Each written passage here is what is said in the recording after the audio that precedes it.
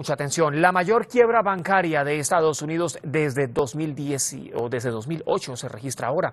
El 16º banco más grande del país, Silicon Valley Bank, se desploma tras señales de alarma que llevaron a los depositantes a retirar de manera apresurada su dinero durante esta semana. Frente a esta situación, los reguladores financieros se han hecho con el banco y han designado como síndico a la Corporación Federal de Seguros de Depósitos, que a su vez se ha apresurado a cerrar el banco. Los depósitos de la entidad ahora están bloqueados y en suspensión de pagos.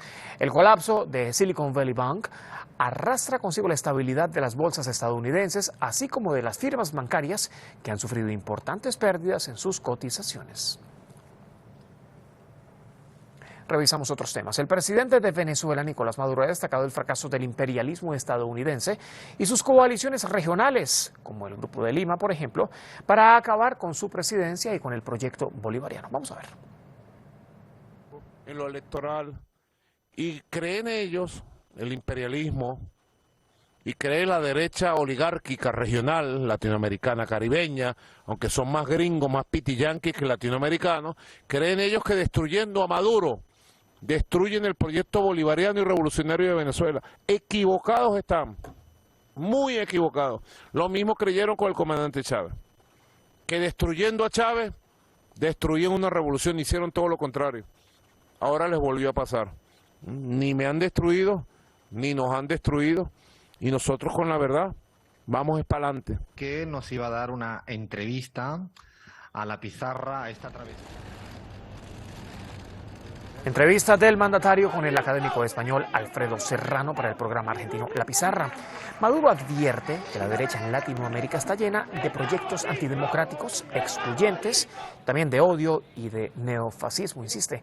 Sin embargo, hace énfasis en que una segunda ola progresista se está levantando en el continente, pues las oligarquías neoliberales, dice, no tienen nada que ofrecer ya a la población.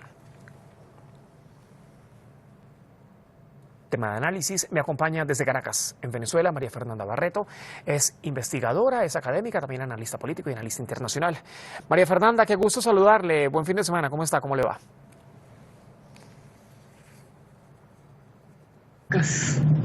María, dice el presidente Nicolás Maduro, bueno, resurge una ola de progresismo en la región, no cambios gubernamentales que se han registrado a lo largo de estos últimos años, los 3 últimos años, ¿no? Para no ir tan lejos, hablamos de Brasil, Colombia, Argentina, Honduras, México y bueno, Chile. El último cambio político fue el de la República Federativa de Brasil.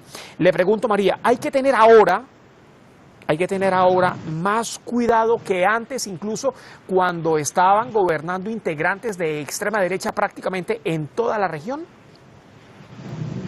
¿Quién debería tener más cuidado? ¿Te refieres a los pueblos o te refieres al...? Correcto. En los gobiernos progresistas y desde luego en los seguidores de estos gobiernos progresistas que han vuelto a surgir, ¿no? Que resurgen, dice el mandatario Nicolás Maduro.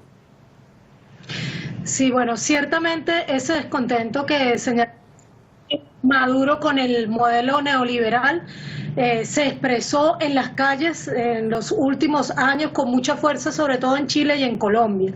Los gobiernos de corte progresista que hoy estamos viendo en nuestra América tienen que ver con ese imperativo del pueblo en las calles diciendo que ya no aguantaban más estos gobiernos de derecha, que ya no aguantaban más políticas neoliberales que en el fondo son todas genocidas.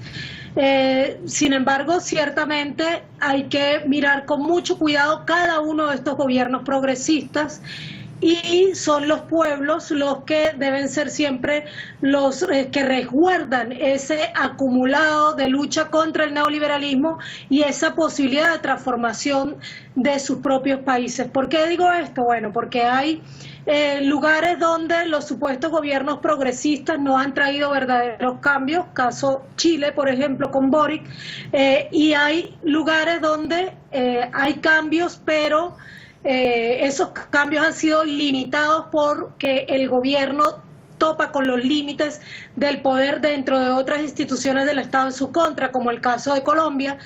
Y en general todos los gobiernos progresistas de la región tienen también una relación muy conflictiva con el imperialismo que representa los Estados Unidos en nuestra América, algunos de los cuales estamos por ver si realmente están dispuestos a insubordinarse o si son simplemente gobiernos progresistas pero que no se atreven a recuperar las soberanías de sus países. Esa es una gran interrogante, por eso es que, Juan Carlos, yo diría lo que siempre reiteramos, y es que la confianza política de la capacidad de transformación de nuestros países reside siempre en las posibilidades de que los pueblos se organicen y sean los pueblos quienes defiendan su acumulado histórico y quienes empujen a los gobiernos progresistas a hacer los cambios más radicales y quienes también confronten todos los intentos de golpe de Estado, bueno, como hemos visto también el golpe de Estado reciente en Perú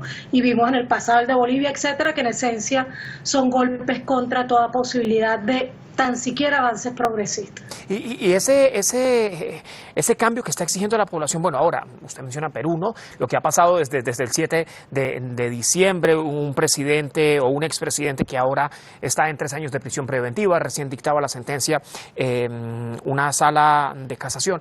Pero ¿es ese cambio que está exigiendo la población organizada, como lo hemos visto durante estos últimos 3 meses en el Perú? Porque si nos ponemos a ver qué ha pasado en ese país durante los últimos 5 años, 6 presidentes, 7 si no estoy mal, si me corrige María Fernanda, pero confirmados 6 presidentes que han pasado por el Palacio de Pizarro.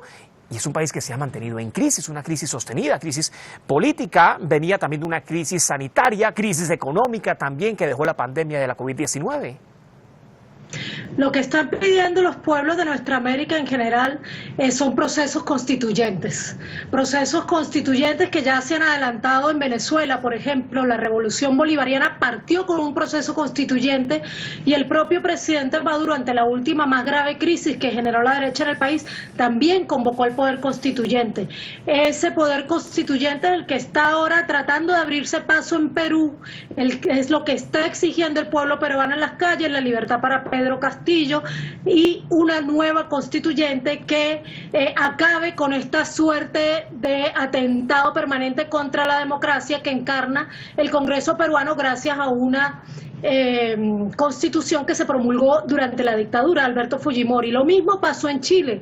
Una lucha que se dio por la constituyente para acabar con esa constitución que impuso la dictadura de Pinochet y que ha sido burlada y dilatada por el Estado chileno, y el gobierno parece que no se ha atrevido o no tiene la posibilidad de realmente abrirle paso a una verdadera constitución. Mucho temor tienen las oligarquías de nuestra América al poder constituyente de los pueblos nuestroamericanos. María, usted menciona, mire, me queda poco tiempo, pero tema importante, Venezuela, precandidaturas de oposición, se vienen las presidenciales para el próximo 2024, pero acá uno ve en esas precandidaturas los mismos rostros que se veían en elecciones anteriores, ¿no? En presidenciales anteriores, y los mismos partidos políticos ahora divididos después de esta figura del interinato, llamado así, de Juan Guaidó.